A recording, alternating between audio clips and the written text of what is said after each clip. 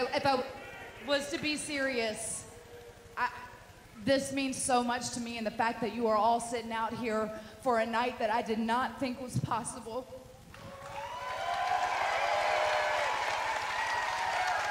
To be humbled for so long, to told I love you. These women love you. The NWA loves you. And when I think about the history that has been made inside of these four walls, and for the first time in 37 years, and the first matches to be held in these hallowed halls is women's wrestling. It means a whole hell of a lot. You know, and we all have our 15 minutes of fame, and I'd like to take a couple of my 15 minutes to talk about the rights and the wrongs in the world of professional wrestling. And it is for the WWE Championship. This match is for the ECW World Heavyweight Championship. For the World Heavyweight Championship. The match and new NWA Heavyweight Champion. We appreciate you guys coming out and taking your time to support women's wrestling in America. This match is for the AWA World Heavyweight Wrestling Championship. Welcome to the Rights and Wrongs of Pro Wrestling. This is your host, Mr. Green. Thank you for tuning in to this review of NWA Empowerrr, which just aired as I'm recording this last night. And it was an interesting pay-per-view. Had his ups and downs, as most of them do, and we're going to go through that. And if you have not had the opportunity to see that pay-per-view as of yet, if you're listening to this, be warned. There are spoilers ahead. I will not be going into a play-by-play of every match, but I will tell you what I thought of the match and who came out on top in that individual match. So, if you are not wanting to hear who won and who lost, you may want to check this out after you've watched the show and compare notes. But if you do not care and you just want to hear, okay, if they did a good job or not, then yeah, we can continue and check out the show. So anyway, this is common knowledge at this point that the pay-per-view ran on Fight TV. That's FIT.TV. So if you haven't seen it, if you did not know where it was or how you could find it, that was the place. I got the bundle package. So I just want to start off on the price, because I think the actual pay-per-views themselves are somewhere about $30, but for the additional 10, you get you got both shows, because remember, NWA Empowerrr was running in conjunction with the NWA 73rd, which is Saturday and Sunday. So you basically got the two pay-per-views back to back. So what you would have normally paid for like your typical standard pay-per-view, especially back in the day, you could get two of them for that same price. So there we go. And I may talk about that. And also, for those that weren't aware, the nights of Empowerrr did affect at least one of the matches on the next night. So, you know, that does come into play later on in the show. So let's get into the program and how it has progressed and what was going on. So they have an opening video, as you kind of expect out of these pay-per-views these days, where they essentially ran through the build of having an all-women's pay-per-view. They showed lots of clips from not long, extensive clips, but lots of clips of some women. It started off with some very old footage. It went fairly fast, but I think it was Burke. I cannot say that for certain, but it was clearly vintage footage. And then you kind of followed that up with clips from women that were participating in various aspects of the wrestling industry, that being some from AEW, of course, NWA footage. I believe he had some Impact footage tossed in there. So they had a lot of representation. The only one that really stood out to me that I was like, why is she in there is, what is that young lady's name? Oh, I might have to come back to it because I can't remember her name right now. I don't know why. It completely dropped out of my mind. But I was going to say one of them, she wasn't on the show, so I wasn't really sure why they included her. I mean, I could certainly understand if they had advertised her and she were sick or unable to make it or something along those lines. But I couldn't really understand that because it wasn't even like they advertised her at all. And you know what? Now I got to look. I have to, I'm sitting here right now, but I have to look and see exactly who this person is because I know I'm not going to remember on my own. So let's jump to the NWA page because I know she wrestled for them at some point. And we'll take a quick look here. We'll just scroll down. Okay, I'm back. And, I had to in the middle of this review, I had to stop because that just really was driving me up the wall. Kenzie Paige Henry. She was the young lady that they had in the clips, and I for the life of me, I just could not remember her name whatsoever. But yeah, for whatever reason, she was in the clips. Maybe they were trying to fluff out the video. I don't know, but she was in there for some unknown reason. But she was never advertised to be on the show, so I really don't get it. Anyhow, after they ran through that, you got the normal. Hey, this is the FBI. Don't repeat. Don't rebroadcast. Blah blah blah. Then they cut into a vignette that was produced and ran on the NWA social media page at one point with Aaron Stevens and his new tag team partner being interviewed by May Valentine as they talked about. Well, you have to set the tone as that is shown in black and white with like the sepia tone to it. So they're addressing this interview as if it were taking place, let's say, in the 50s or something. Well, I mean, it probably was supposed to be before that, which wouldn't make any sort of sense. But so they were talking about this show, and I have to admit, the vignette is funny. Because he's saying things that they know are clearly wrong because he's addressing them like they haven't happened yet. Stuff like, oh yeah, and women will never have all women's pay-per-view. Matter of fact, when she brought it up, he's like, pay-per-view. What's a pay-per-view?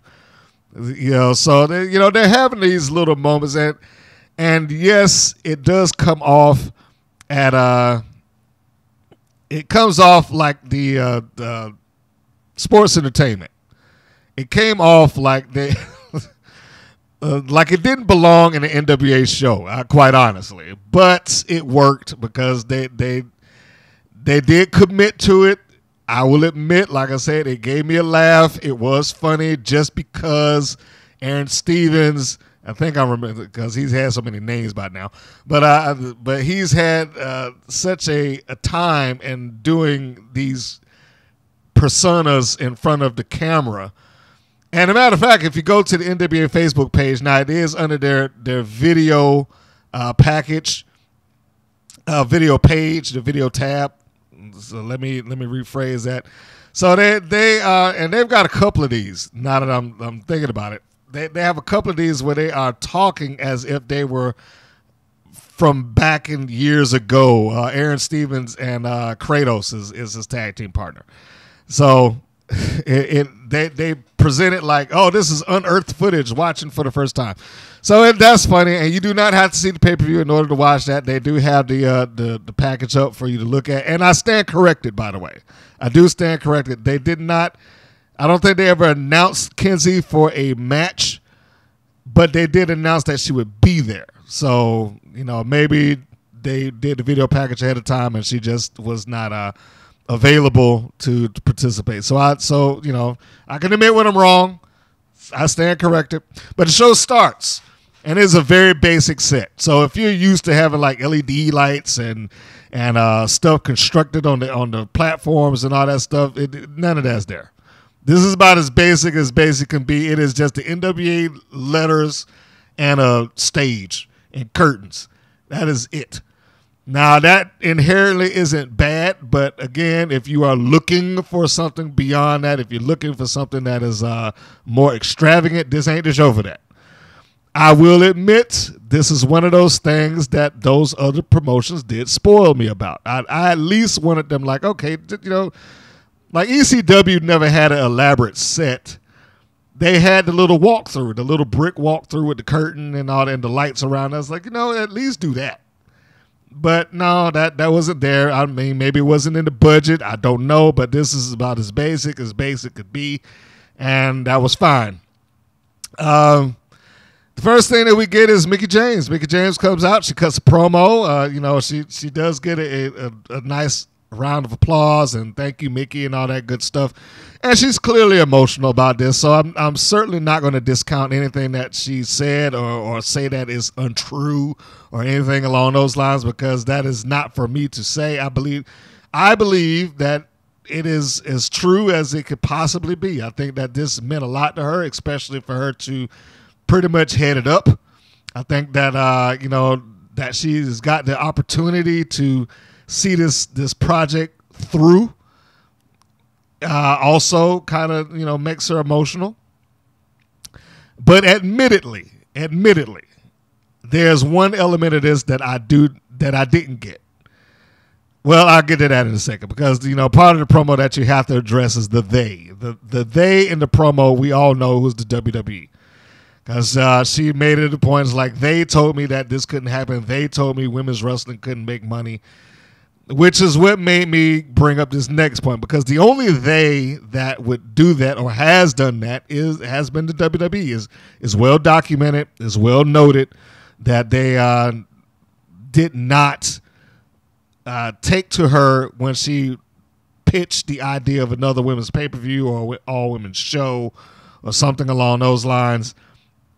They pretty much shut it down and told her that this wasn't going anywhere. Now, I know I talked about it in some other podcasts, and I will say again, I don't know the WWE's finances as it relates to that or its pay-per-views, but if it didn't make money, it's probably because they began to, you know, strip down their own earning system, which they didn't depend on pay-per-views anymore.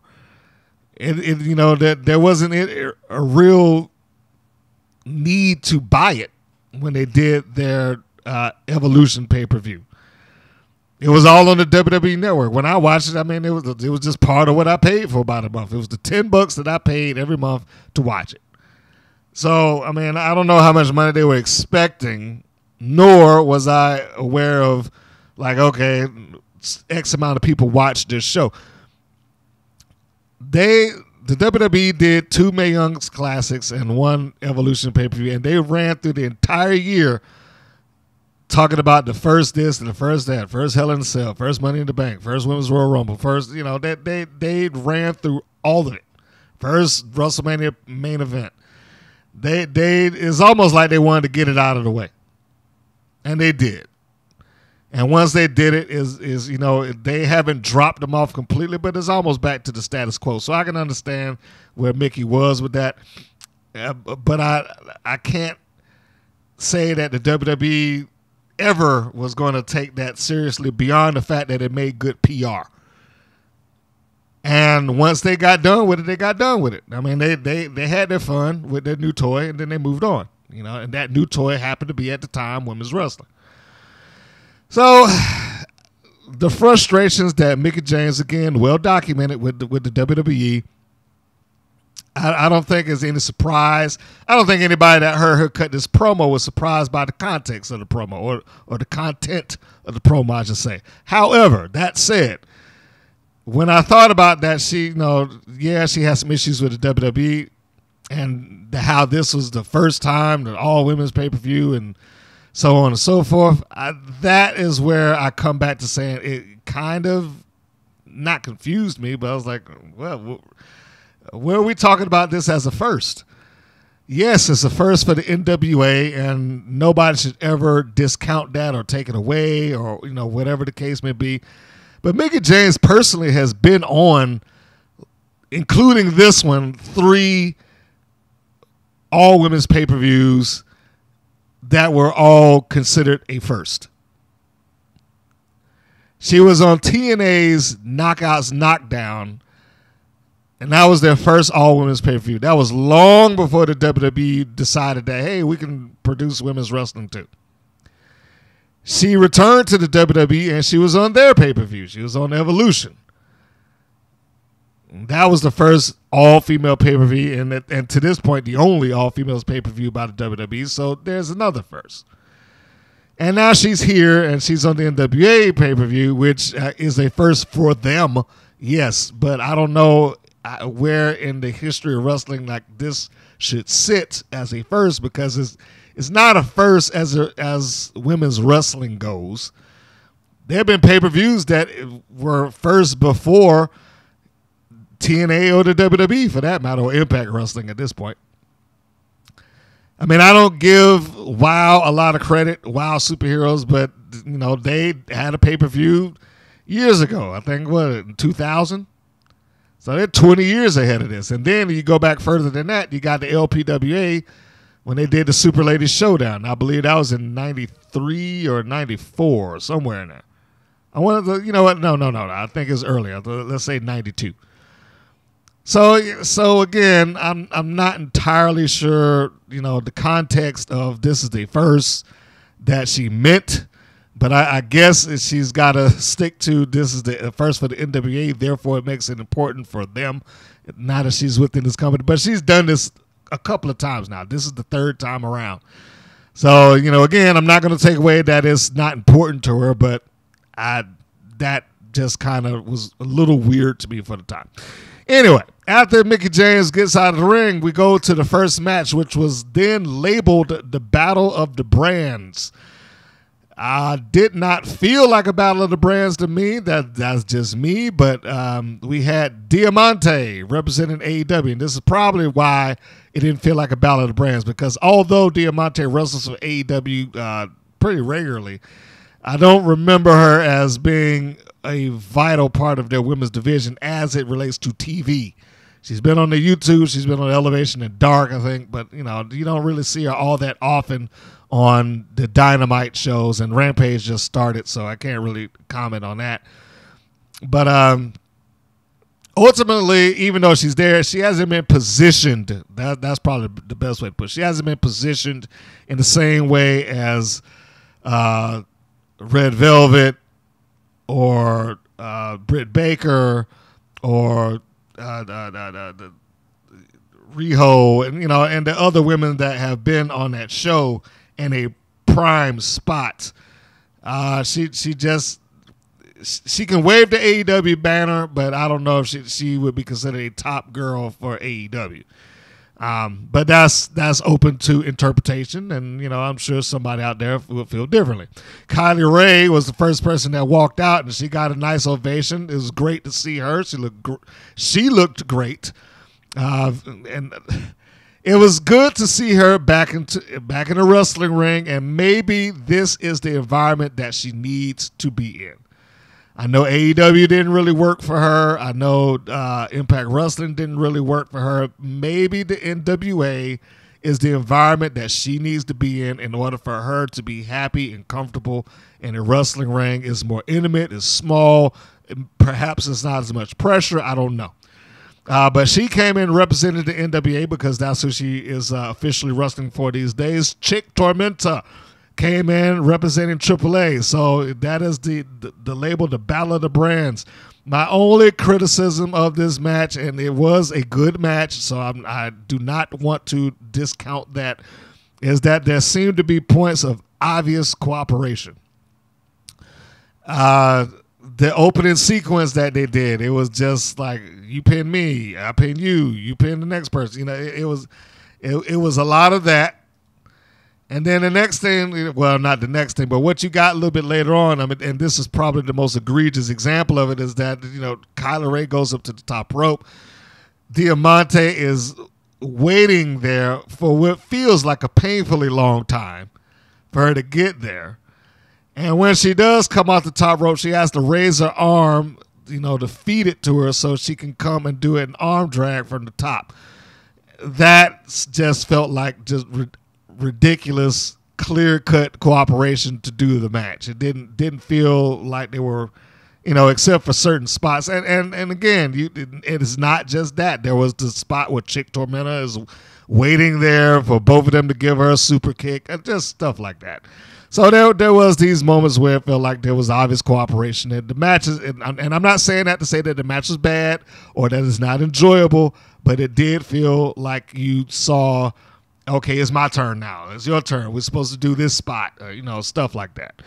The match was won by Diamante, who hit a red alert, or some people call it the Canadian Destroyer. Well, no, it wasn't the Canadian Destroyer. It was the red alert, because it was almost like it flipped into a sunset flip or sunset bomb.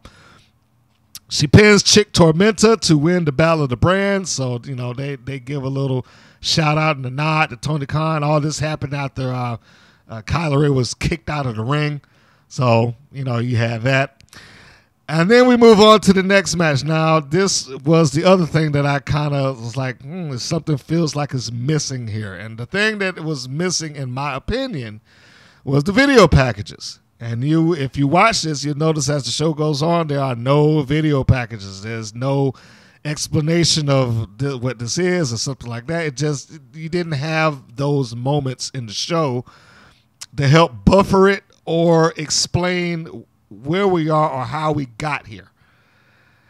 And is that a necessity? No, it is not a necessity. But I said it at the beginning. Watching these other promotions over the last 20 years has spoiled me, and I'm pretty sure it's probably spoiled a couple of you out there, that you expect these things. You expect for it to explain it to you. You expect to see the visual aid of where this is.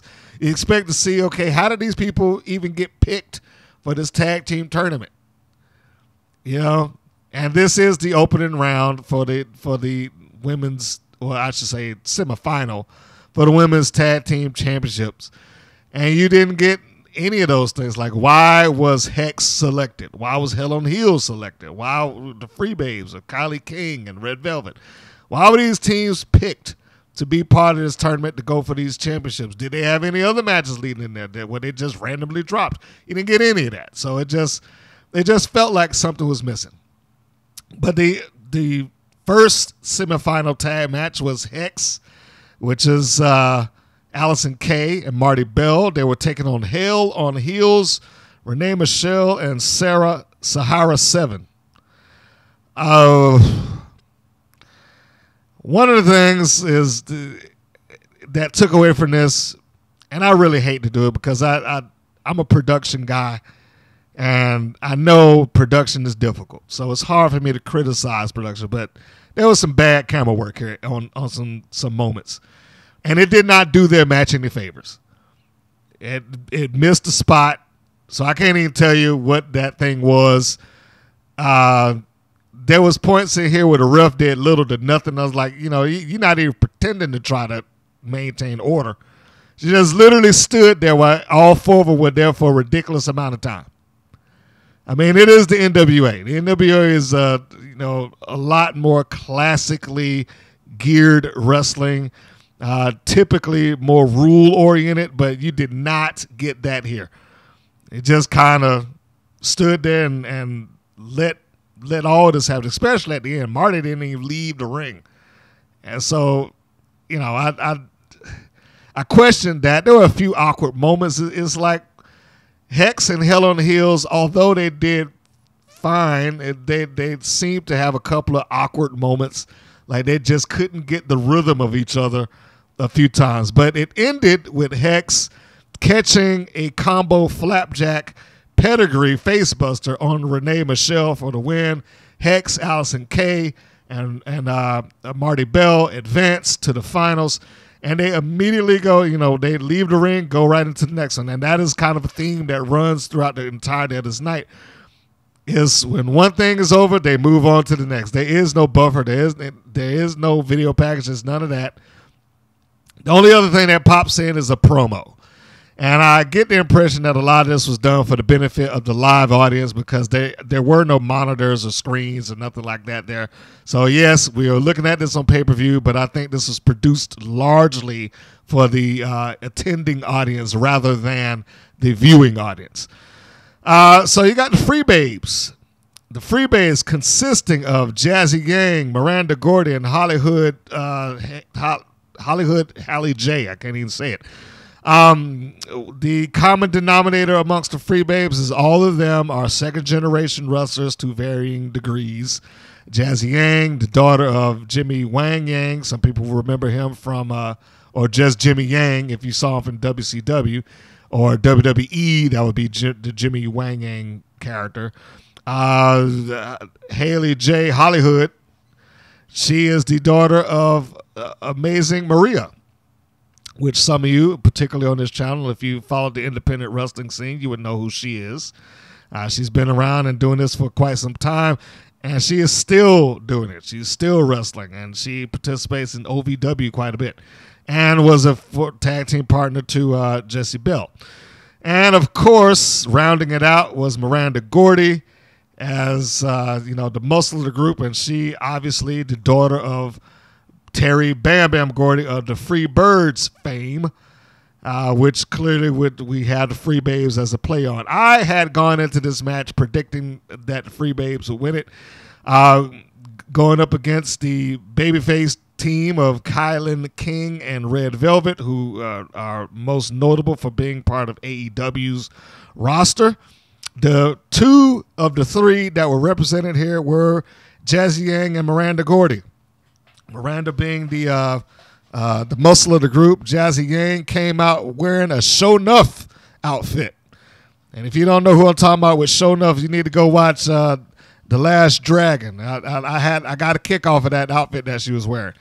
And they did great. I enjoyed this. This is a much better tag match. I was surprised how smooth it went, because most of the Freebabes are relatively new to the industry, but they did good. The crowd was into it, and they had a legit hot tag in there where they worked to keep Red Velvet in the ring. They cut her off at every turn, so when she got the tag, it looked like the Freebabes were doing everything in their power to keep her from getting there. Rather than, and I got to roll back to the previous match, rather than the way that Hex versus Hell on Heels did it, where we see this 1,000 times in tag matches now, where both of us are down and we're crawling to the corner, and there's like this invisible rope or quicksand or something that's making them super slow, to where they both reaching out within inches of the other person. We tag at the same time and then we switch off. I mean, that was interesting once or twice, but it's ridiculous now, especially when minutes later that person runs back into the ring like they got a full charge of energy or something.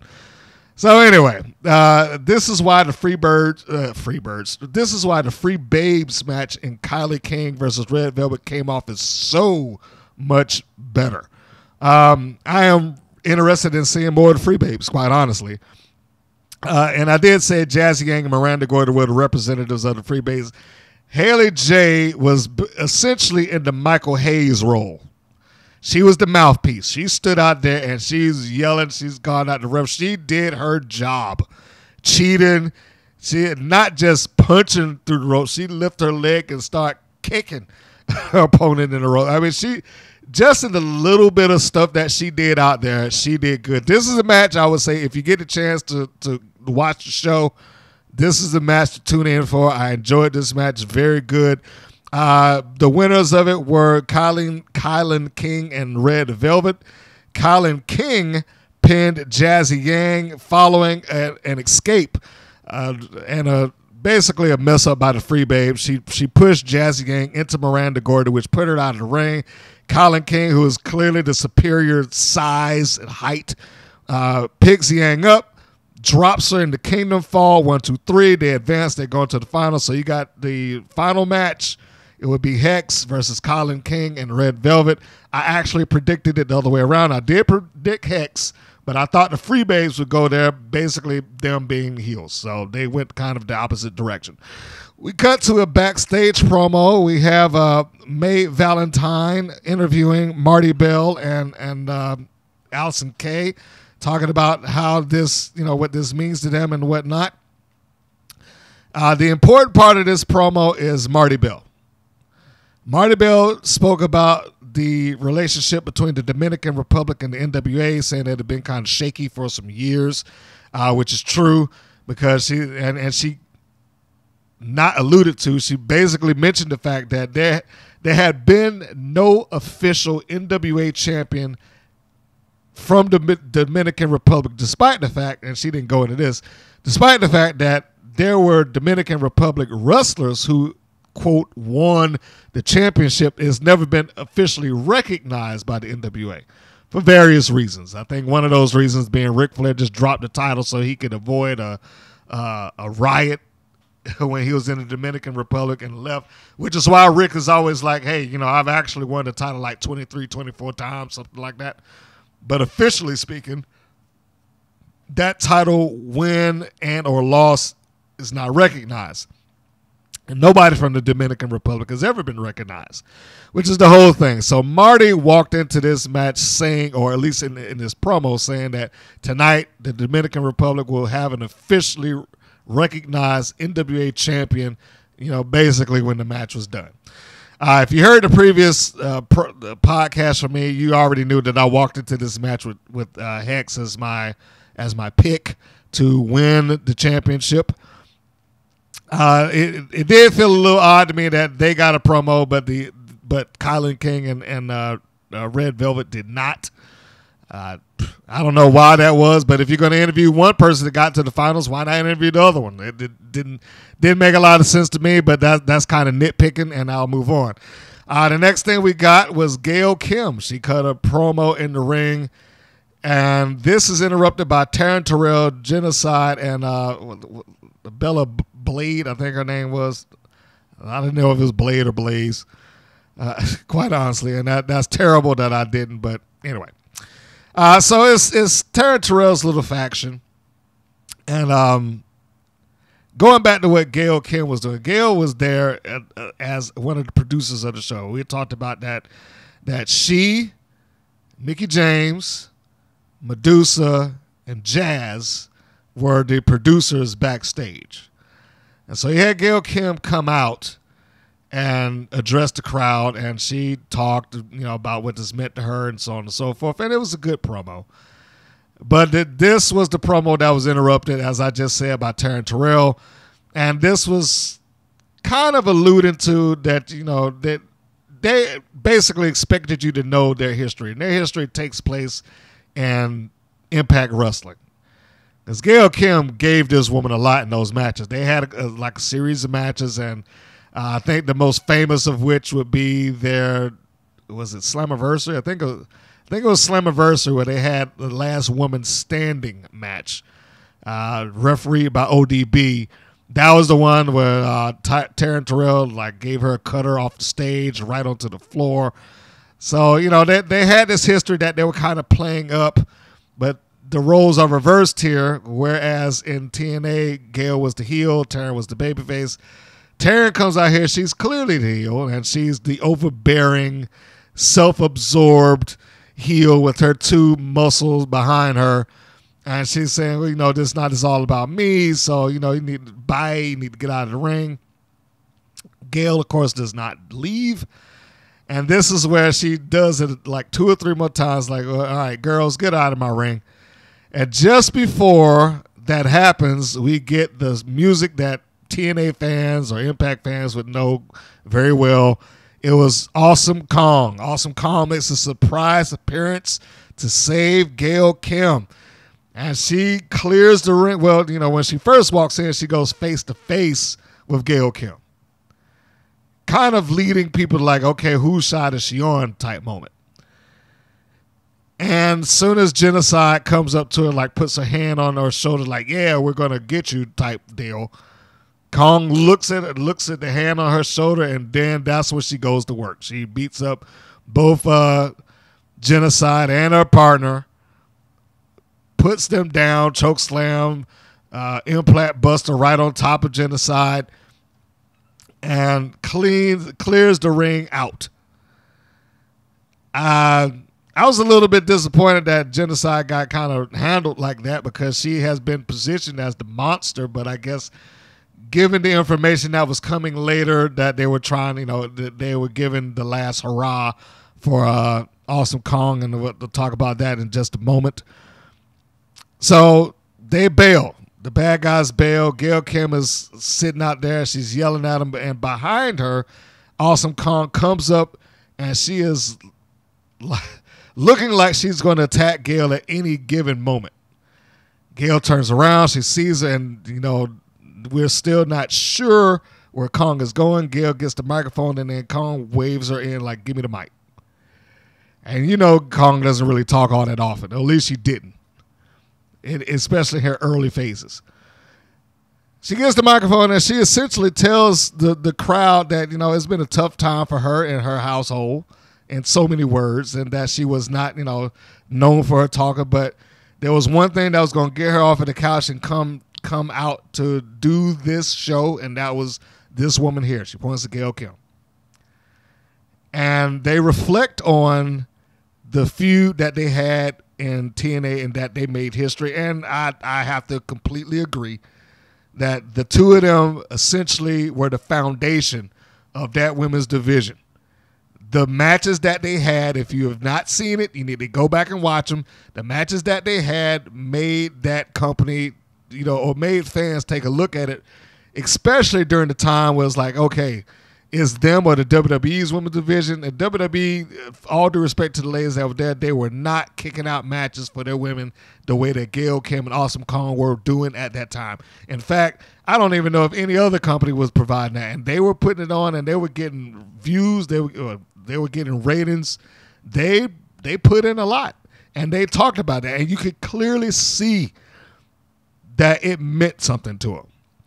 There was a lot of emotion. I mean, you know, yeah, you got emotion early with Mickie James and, you know, in her promo, but there was a lot of emotion running in this ring between the two of them, because you can see that it meant so much that they had done that. And Kong essentially said that, you know, she was done. She announced that she was retired right there in the ring during this promo. And, you know, again, told the world, like, if I was going to get up and do this for anybody, it was going to be for her. Gail Kim gets the microphone. She essentially, you know, returns the praise. Like, you know, we have a bond that won't be broken. And, you know, this what we did meant so much to me, you know, and what have you. So, I mean, there's a lot of times where people question the reality that goes into wrestling, but I would firmly believe and completely believe that this was a very real moment and that it meant the world to them. Absolutely. And so you got that, and they had a lot of tears between the two of them. And you got Kong's retirement announced. The show rolls on and goes from retirement to Impact Wrestling Knockouts Championship.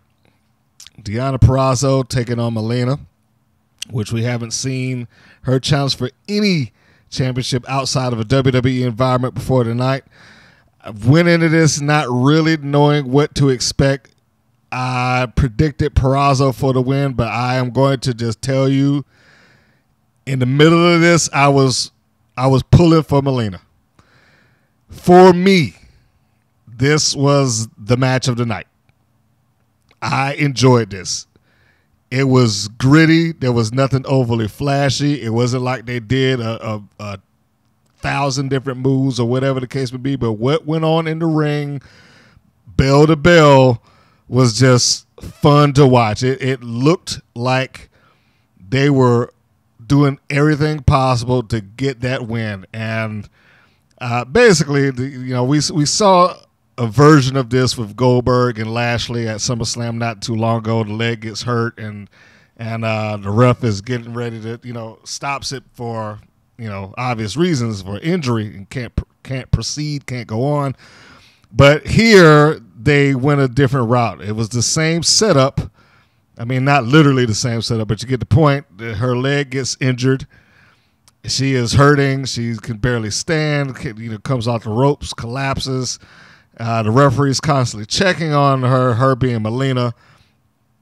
And it turns into her almost pleading with the referee. No, don't stop it. I can still go. She's standing up trying to convince the referee I'm okay. I'm okay. And so she keeps going. And again, I have to repeat, Melina didn't do anything overly flashy here. She looked great. I think it stands to be said, especially for those wrestling purists out there or the anti-WWE fans. It would be very easy to just crap on Melina. It would be very easy to be like, oh, yeah, she was nothing but a WWE diva. She don't know how to wrestle. She don't know what she's doing, blah, blah, blah. In fact, they kind of played up on that earlier in the, the reinvention of the NWA where she, I think Thunder Rosa was the champion at the time. And Melina was doing those interviews saying that, she was groundbreaking and this, that, and the other. And, of course, she was the bad guy in that scenario. So it became very easy to kind of play off of the divas weren't as good as the real wrestlers, quote unquote. And they were going to get, easy heat off of that. Here, of course, that was reversed. Melina was not portrayed as, the old WWE diva. She was portrayed as a champion. And she came in and she fought the good fight. There's not really much else I can say about that. It was a fun match. And the end of the match, it only to me really solidified Deonna Purrazzo as the Impact champion. Of course, she came in, I think it was the Reina de Reinas championship as well. So she entered with 2 belts. She looked like a champion. Not just because she had the belts, but she just had this magnificent air of confidence about her. Melina's interest, they tried to recreate the whole paparazzi thing, which I honestly I didn't like because look, if you can't afford the 10 or so extras to come out there with the cameras taking the pictures, then it doesn't come off really good. It comes off kind of low rent. But that was beside the point because Melina still looked fantastic. In every sense of the word. So getting back to the end, what happens here is that Purrazzo goes for the arm bar that she's been known for using, plants Melina down. Melina is shifting her body, desperately trying to get over to the rope. As soon as she reaches out with the other rope, Purrazzo grabs that and then turns it into almost like a modified Rings of Saturn. Then Melina's trying to shift her lower body over. She's shifting that and trying to get her leg on the rope. As soon as she reaches the leg out, Purrazzo grabs that and then transitions into like a half crab. And by that time, it was like, she couldn't last any longer and she had to tap. It was a fun match. It was a good match. I thought that this was probably as good of a match as they were going to have on the night. Like I said, for me, match of the night. Or at least, it was my top. I would like to see Melina, get in there again. And if you're going to talk about the story that's told in the ring, the no quit, I'm not going to give it up type thing, or at least, unfortunately she did. But the no quit attitude until she just, I took all I could stand and I can't stand no more story. It made Purrazzo look that much better. It made Melina, in my eyes, look stronger because we haven't seen her wrestle in who knows how long. And she put up a fantastic effort. And I really would like to see it happen again. I would love to see her show up in the Impact zone and challenge for that title. Like, just give me one more shot. I'd like to see it again. I mean, and I have to repeat, there wasn't anything overly flash. It wasn't the same type of match that you got with Purrazzo and Thunder Rosa. This was a different match. This was a brawl almost with some wrestling tossed in between.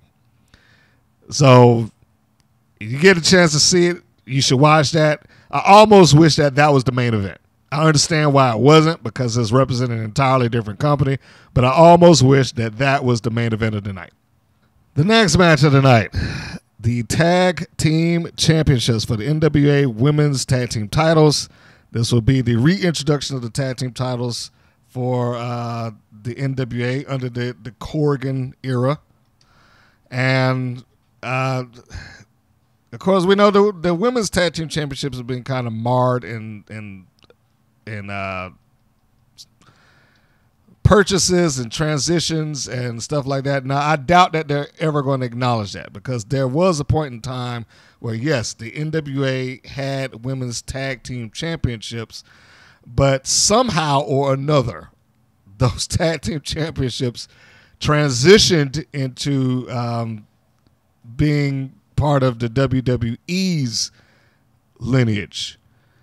And I want to say, let's see, it was created, and I don't think they have a standing record. I believe it's somewhere in 1952. That's where the tag team championships originally were produced for the women. We're talking about for the women here. And those titles had existed for a number of years, right up into the 80s, where it was Grable and Richter as the tag team championships. Most people would probably remember teams like Judy Martin, Leilani Kai, Princess Victoria, and Velvet McIntyre, and so on and so forth. But in 84, they were sold to the WWF, the World Wrestling Federation, and it was just kind of, the lineage just kind of picks up from there. So, again, the titles, there's a little bit of a kind of a weird history in that it belonged to the NWA. It worked in many different promotions. They were traveling championships, much like the NWA championships in general. Then it just got to the point, I don't know why. I did not go into the research as to why they sold it to the WWE, but they were sold to the WWE, and the WWE kept it for probably about a year before it was ultimately just deactivated. So if you include the WWE championships within the legacy of that, then you have Victoria and McIntyre, Desiree Peterson and McIntyre, because Victoria had a neck injury, which caused her essentially to vacate her half of the championship. Peterson took her spot. The Glamour Girls took that to Judy Martin and Leilani Kai, which, you know, they did the old title change that nobody saw deal in Cairo, Egypt.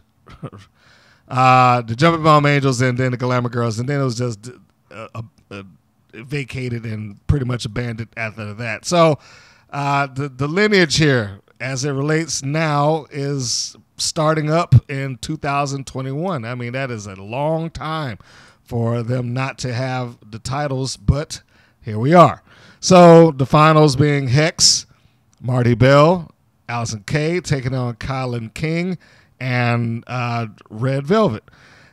Medusa comes out before this to present the tag team championships in much the same fashion that she came out to present the women's championship when they not reactivated, but took it underneath the Billy Corgan era.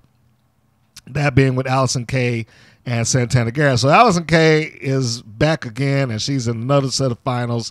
She's going for the championship one more time, or a different set of championships with her best friend, and they made that very clear. You know, they acknowledged, and if you've ever seen them on Twitch or you ever seen them on social media, you know that is not something that they made up. These Marti Belle and Allysin Kay are legit, very close friends. Medusa sat down at the commentator's booth and took it from a 3-person booth to 4 because she commentated throughout the match. And I will say, she was excited during the match, and man, she also clearly did not care that she was kind of roaming in and out of talking like a commentator versus talking like somebody behind the scenes. She's saying stuff like, Red Velvet is really carrying this match, and, you know, just using like insider terminology. You know, not that that's my place to say that she can't. Of course she can.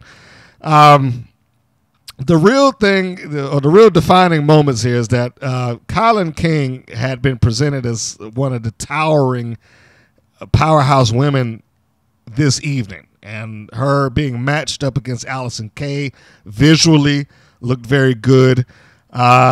And also that the team of KiLynn King and Red Velvet, who came out earlier primarily as babyfaces against the Freebabes, somewhat morphed into working as heels here.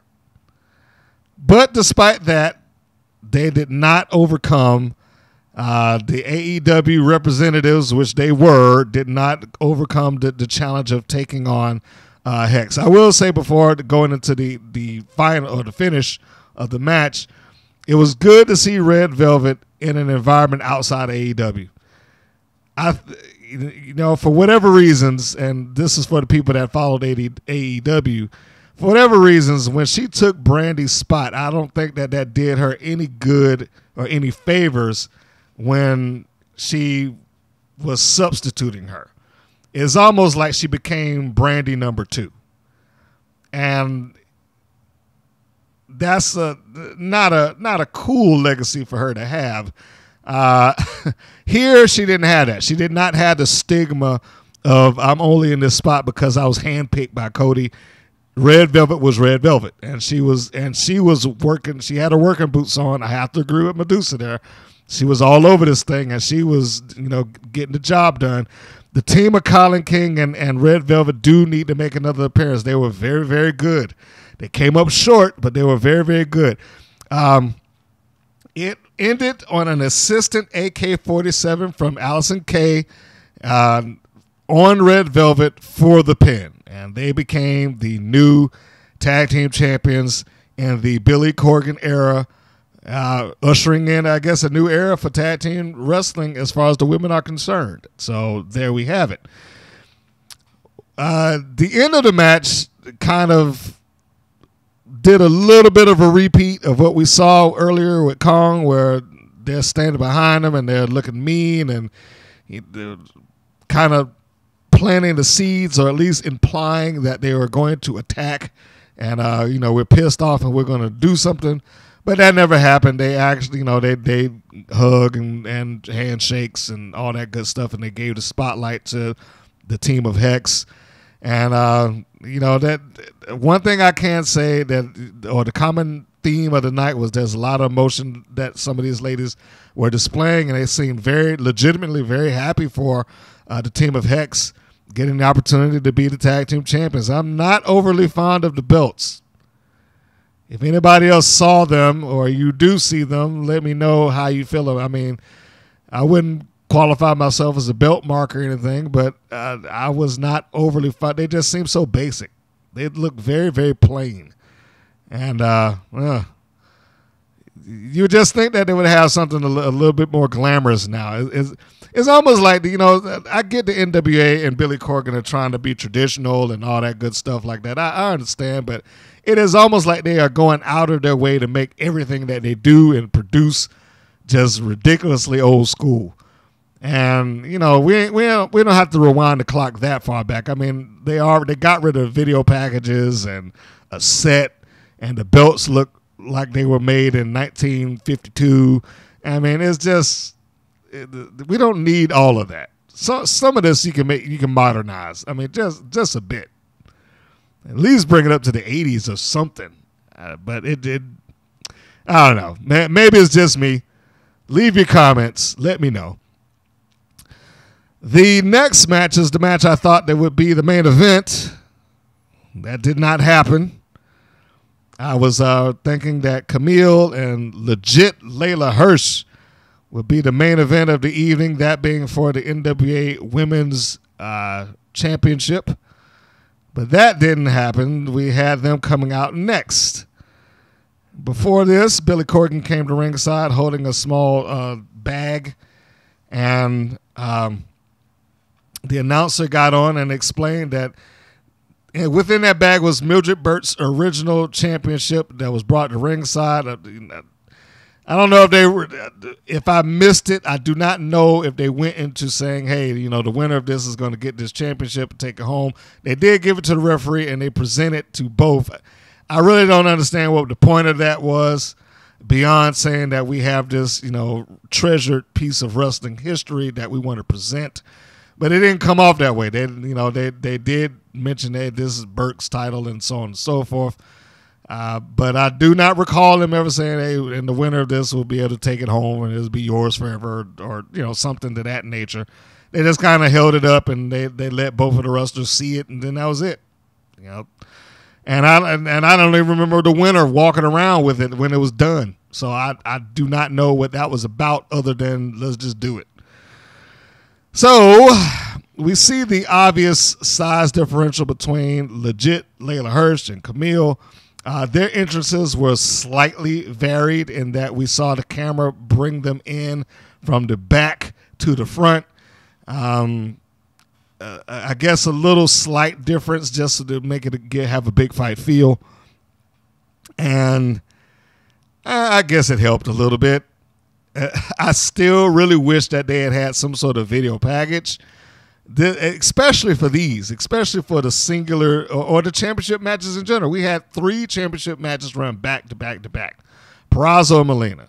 Hex versus Kylie King and Red Velvet. Then Leyla Hirsch and Kamille.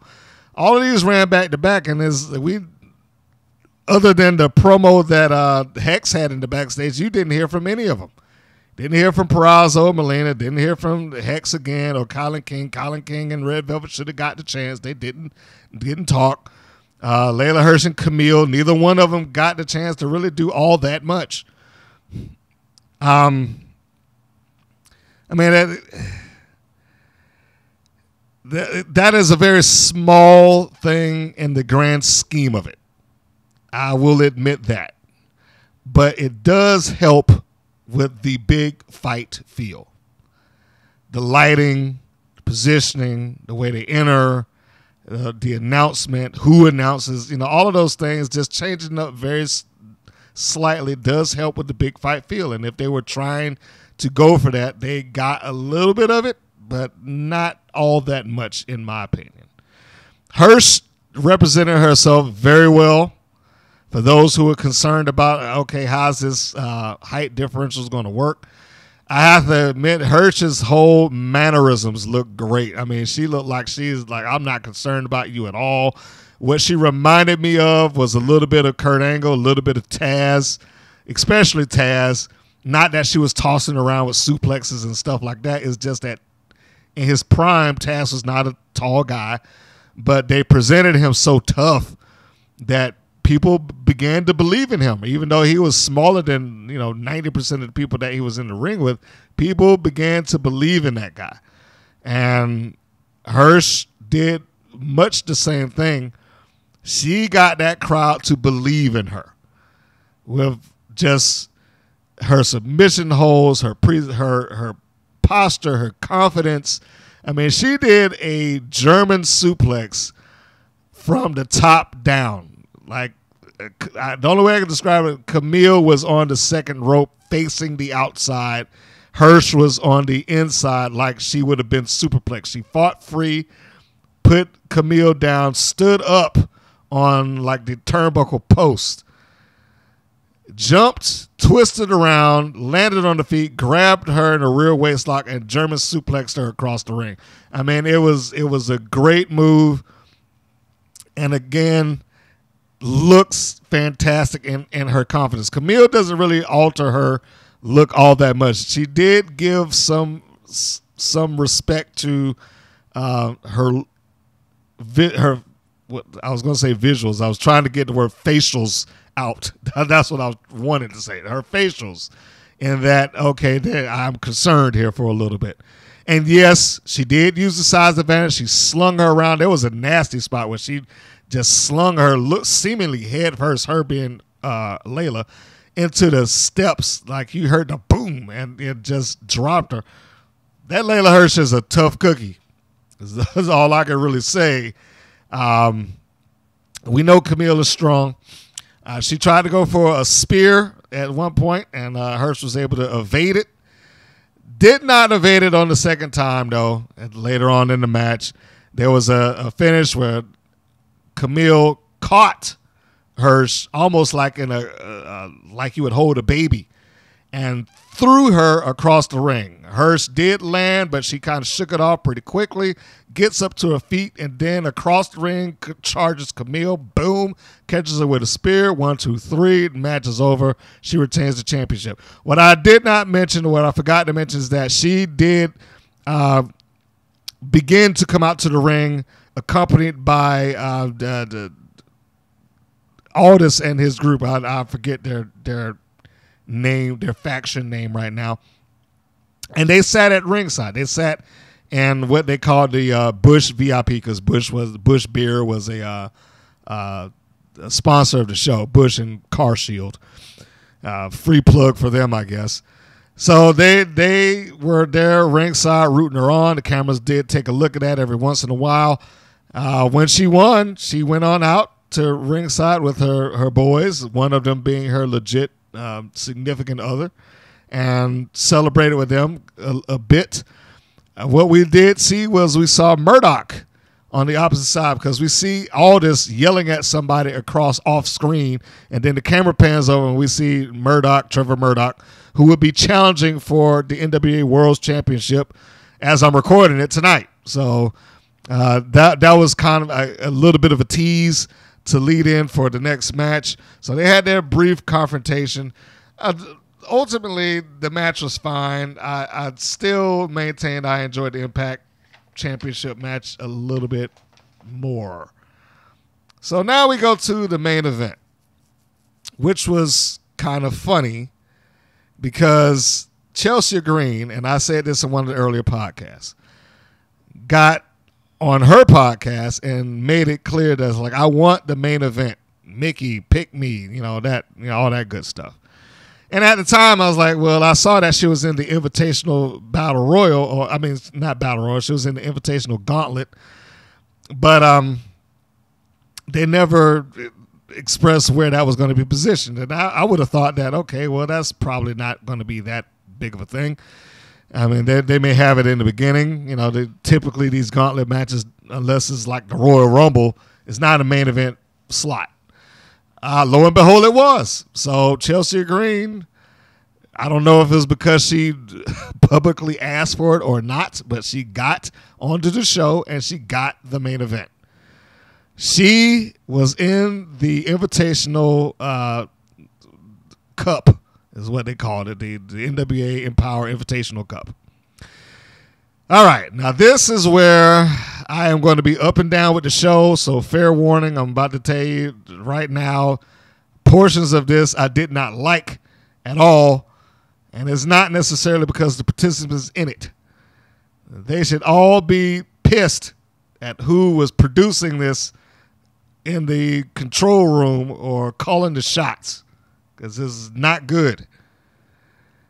Anyway, so first thing I had a problem with is that they at no point explained the rules before this started. It was just, it's the gauntlet. They didn't say if it was over the top rope, how long the intervals were going to be, and one of them felt ridiculously lopsided.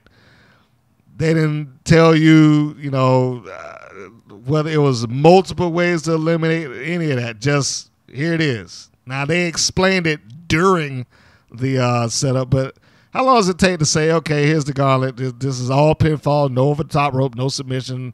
You have to pin your opponent and blah, blah, blah. I mean, how long does that take? And put a little graphic on the screen. So I was disappointed. I'm not going to say I was a little disappointed. I was disappointed in that. That takes no effort. I mean, I made excuses for the production that was a part of this show, but that takes little to no effort. They were able to put a graphic on the screen for their sponsor. They were able to put video packages at the beginning of this show. They were able to put video packages before they ran the FBI no stealing this thing. So you cannot tell me that they couldn't put up some sort of graphic to say this is how this works. It just came off as, doing the bare minimum. I mean, a few video packages here and there, I get it. You may not want to do that. All right, fine. But this is one of those points, like I watched the entirety of this show, and it just felt like you are doing the absolute bare minimum to produce a pay-per-view. So anyway, we got the main event. The first person out, and this is a 10-woman kinda gauntlet match. And I'll get into why I say kinda later. And if you've heard the last podcast, you know what I'm talking about. Chelsea Green draws number 1, which is good. We see her, and she does look like a star. They announce her as the hot mess, which, you know, that's kind of a play on her previous Laurel Van Ness gimmick. Number 2 drawn is Kiera Hogan. Great to see her there. They acknowledge her as being the hottest free agent in wrestling today. Of course, play off of her being the girl on fire and all that good stuff. Yet another reason why I doubt that Kiera Hogan is ever going back to WoW. For reasons like this. She is a free agent, and she seems to be doing very well for herself. You know, the only thing that she's missing now is to get that one big championship match, one big win. In the time that she was in Impact, she did have some good matches. She got the tag team championships and helped make a name for herself, helped expand her brand, but she did not get the singular Knockouts championship. I think that is what she should be aiming for. That's what she should be going for at this point. But that's neither here nor there. That's just a little side note. So, of course, Green and Hogan, they are opening this thing up. The next person out, and I have no idea how long these intervals are. They felt about 60 to 90 seconds, somewhere in there. Bianca Carrelli comes out next as the number 3 spot. And this is typical Royal Rumble stuff. Only difference was nobody was trying to throw anyone else over the top rope. And again, they did not explain that until somebody actually got put over the top rope. They had to explain, okay, there's no over the top rope. This is a pinfall only. So about halfway into this match, you finally got some semblance of the rule explained to you. Thunder Kitty comes out next. Still no eliminations. We are the 4th person in. Thunder Kitty is great. I love the fact that she, even in this, it's like she fits in this, but not really, because she's got this sports entertainment deal with gimmick where she's claiming to be like 104 years old, and and she's wrestled with Mildred Burke and the Fabulous Moolah and Mae Young and all this stuff, and she dresses like that. She's got like a very basic I'm sorry. She's got like this very basic outfit. She's got the hairdo. I mean, man, I love Thunder Kitty. Just the idea of Thunder Kitty is just fantastic. She needs to get a championship shot. The NWA she's made for the NWA. So it's just this funny thing that she has this kind of gimmick, but it fits so well within that promotion. After Thunder Kitty, you got Genocide, accompanied to the ring by Taryn Terrell. And now you get the Genocide that I wanted to see earlier, the monster Genocide. I don't want to say it too often, but Genocide also looked great. Looked fantastic. Down to her makeup. Like I love the whole cyborg thing. It's kind of gimmicky, and it's sports entertainment, but it's not like they run around saying that she actually believes that she's a robot. So it works. You know, they do the little opening. She comes with these headphones on. Taryn takes it off, and then she is almost like activated, and she goes in there and she starts whooping ass inside the ring. So with Genocide entering, the first person out is Carrelli. Bianca Carrelli, the number 3 entry, is put out by Genocide. Thunder Kitty was also put out by Genocide. Now here's where the problem kicks in. That elimination I didn't see at all, because the number 6 entrant to this invitational was Lady Frost. She does the whole entrance, and let's paint the picture here. What has happened is what you would normally get out of any Royal Rumble, Gauntlet for the Gold, Gauntlet. You have the camera on the ring to see the action. When a new entrant is announced, the camera switches to the ramp camera or the walkway camera. And they follow them in. That person gets into the ring, and then they switch back to the action. Well, here, Frost, she comes out. She has the robe. She does the entrance. She walks down, and then she stops at ringside. She does not get in. She's doing the heel thing. I'm going to let you guys waste your time. You beat up on each other and just, do you, which is what she does. And they did not switch that camera off of her for forever. You could hear stuff going on in the ring, and they're trying to announce this on, the commentators, and they are just leaving this camera on Lady Frost for a ridiculous amount of time. Much like I said, with not being able to put the rules up, this was just absurd.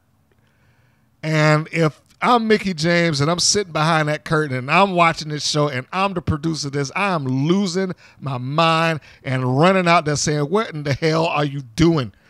Flip the camera. This was just insane.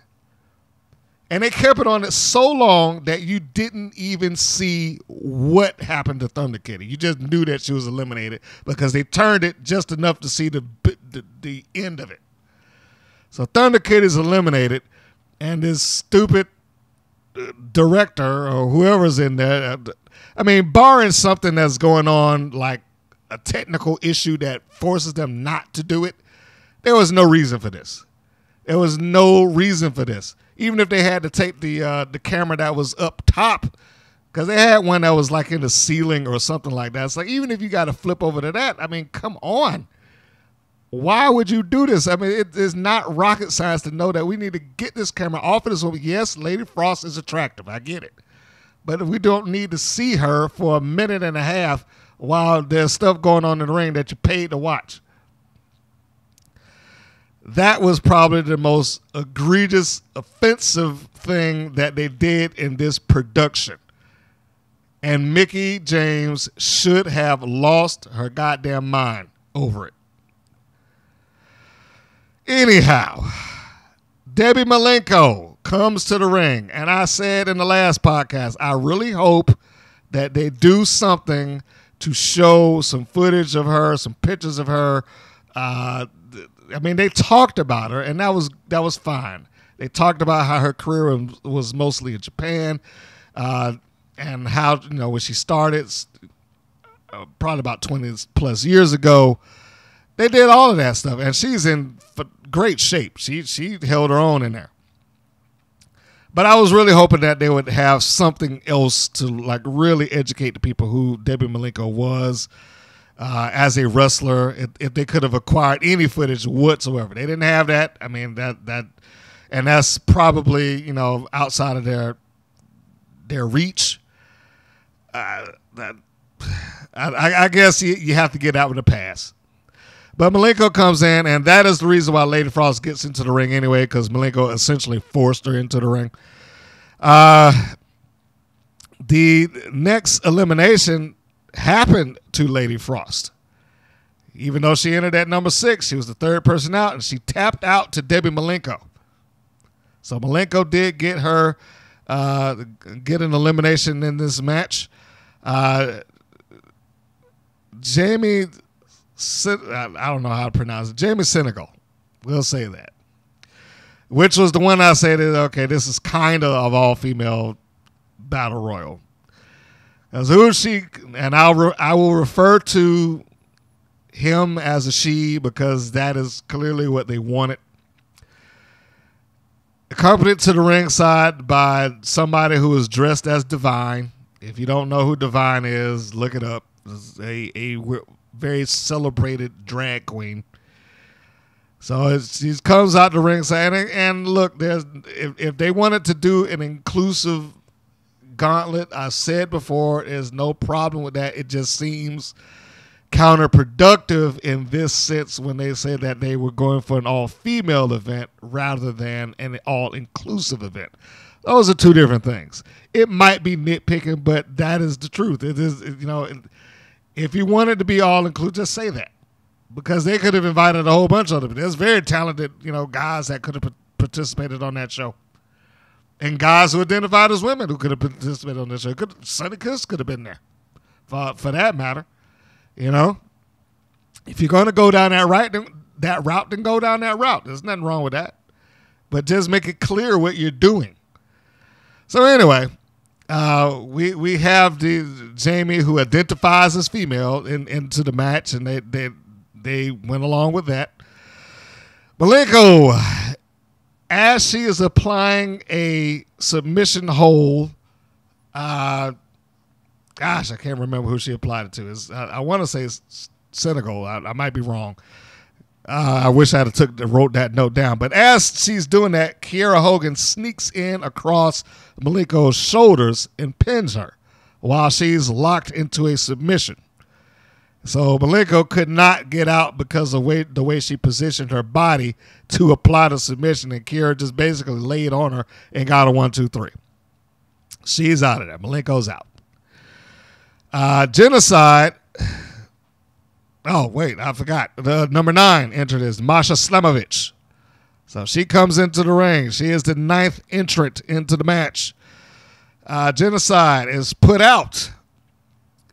And they gave her the monster exit. Like it took more than one person to get this done. One move after the next behind Slamovich, Chelsea Green, and Senegal. They all worked together to get her out. Then they dogpiled her. Genocide is eliminated. Senegal's the next to go, eliminated by Slamovich. She was pinned by Masha. So we're down now to the final 4. Before this happens, Tootie Lynn comes out, who is the hometown hero. She is actually from St. Louis, where this took place.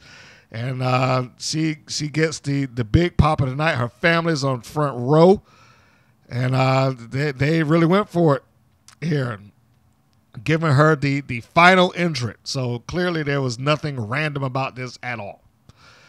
We're down to Chelsea Green, Kiera Hogan, Masha Slamovich, and Tootie Lynn. And the exits go in this order. Hogan is pinned by Masha Slamovich, who is working clearly as the heel amongst all 3 of these ladies. Slamovich is then pinned and eliminated by Tootie Lynn, the Blue Dragon, the little Blue Dragon. It comes down to Chelsea Green and Tootie Lynn, both as baby faces, and the crowd wanted to root for Tootie Lynn, but honestly, there were some people there who just could not root against Chelsea Green also. So it got a babyface versus babyface match, because at this point, it is just simply a one-on-one match. Chelsea Green being the number 1 entrant, Tootie Lynn being the number 10. And again, I have no idea what the intervals were between this, because especially during that Lady Frost thing, they just, it's like whatever timing that they had, it just went off the rails at this point, or at that point. So I don't think it was equal intervals anyway. As good as Tootie Lynn was for the audience, and as much as they were rooting for her, ultimately she fell. She did lose to and was pinned by Chelsea Green. Green wins the Invitational, and she will go on to challenge for the NWA Women's Championship tomorrow night, or as I'm recording that, tonight at NWA 73. So not only did she get the main event of the evening, but she won the main event, and she is now getting a title shot against Kamille. So it'll be Kamille and Chelsea Green going for the championship, which could be a good or a very good match. I am interested to see it. I got the bundle, so I will be seeing it. And, if you're interested, I may have a bonus review ready and waiting for you to hear how that all turned out. So, you have to give Chelsea a little bit of credit here because she certainly didn't walk away or do anything malicious and turn heel at the last minute. She got Tootie Lynn up, raised her hand for the hometown crowd, gave the hometown audience what they came to see. They came to see Tootie get her hand raised in one way or another, and they did. And so that was nice. And then as the show goes off, she's presented with the trophy, she being Chelsea Green. The locker room dumps out. The baby faces come around ringside. The heels are up on the stage, which I thought that was a nice touch to make sure that they were separated. And in between that, you got the producers. The producers came out and showed their faces on the stage as well. You saw Jazz, you saw Medusa again, you saw Gail Kim, you saw Mickie James, and they close out the show hugging and giving handshakes and all that good stuff. Chelsea Green moves on to the next pay-per-view, and we will see how that works. Will she win the championship? Won't she? Who knows? We will find out. Thanks for tuning in for this review. I am very happy that you decided to allow me to share what this pay-per-view was and maybe encourage you to take a look. But again, be aware that there are some points where that camera work is a little bit iffy, or at least the director on there just did not seem to know what camera they should be flipping to. I don't know what system they used there because it is not just that Invitational Battle Royal. Let me tell you that. It's not just that.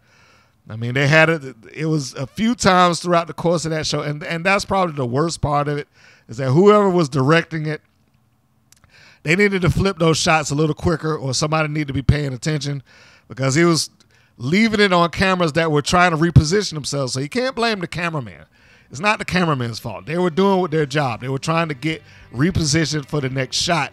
And when they're doing that, the cameras aren't supposed to be live. They're supposed to be off on something else so that they can reposition and it doesn't look bad on screen. But that just didn't happen. But if you could tolerate that, if you could tolerate those things, if you could deal with it not having any video package or set up between the matches, because it did move pretty fast. That was a perk. That was a plus. I did appreciate that. But I still maintain I am and was spoiled by seeing these shows have these little packages so that we know what's going on, and they just didn't have it. So that's a personal thing. If anybody out there feels differently, hey, let me know in the comments. I'd love to hear what you felt about it. Was it that big of a deal? Did the camera work bother you? Did not having video packages even cross your mind? I mean, let me know. Also, before we finish this thing on up, if you want to support the channel, you want to support these shows, hey, go over to our Teespring site. The links are below, and go check out some t-shirts. That will help the channel a great deal. It helps us maintain being able to pay some of these young ladies for the time and their efforts and having some of these matches. And we want to continue to get some more matches in for you. So if you are so inclined to grab a WPN shirt, or maybe an Evil, Mean, and Nasty shirt, which was inspired from back in the day with one of the Horsemen, you can look that up. I'm pretty sure some of you wrestling historians will know who I'm talking about. The WrestleMania parody shirt, or the Wrestling Big Show parody shirt, I should call it, with the WPN's full spelling of the Women's Pro Wrestling Network. We have those out as well. And of course, my favorite, and it is censored, so you do not have to worry about walking around and getting in trouble for it in sensitive areas. But no silly just wrestling. I should probably beat myself for saying that. If you did, then I did it. But yeah, no silly just wrestling. That is one of my favorite shirts, and I do have multiple colors for that. Be sure to check those out. Take them to a show. And again, if you're doing it, it is great support for the channel. Go and see the Women's Pro Wrestling Network website, WPNWrestling.com, for our 24-hour stream of matches from our catalog ranging back to 2013. And we are still producing stuff today, so it is moving along. And with that said, I think that covers it all, and I'm going to go sit down and go tune in to NWA 73. And maybe, just maybe, I will put up that bonus audio for you guys to check out, listen to, and hear the review. So thank you for tuning in. As always, this is Mr. Green saying that this is Mr. Green saying so long, and I will see you on the next go-round. Bye-bye, everybody. Thank you for listening to the WPN's Rights and Wrongs of Pro Wrestling. If you have questions or comments, please contact us via our Facebook or our YouTube channel at the Women's Pro Wrestling Network. If you're new to the WPN, feel free to subscribe to our channel and like our page. We appreciate your support. Thank you again for listening.